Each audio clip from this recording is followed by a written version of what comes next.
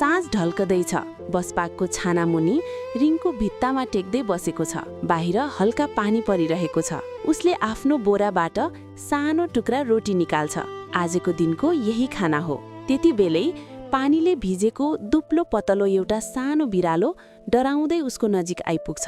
न शब्द छन् न चिन्जान, तर भोक दुवैको उस्तै छ। रिङ्कुले आफ्नो रोटीको सानो टुक्रा बिरालोतिर सारिदिन्छ।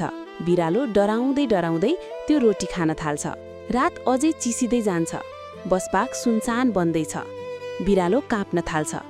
रिङ्कुले आफै लगाएको फाटेको कपडाको टुक्रा बिरालोमाथि हालिदिन्छ।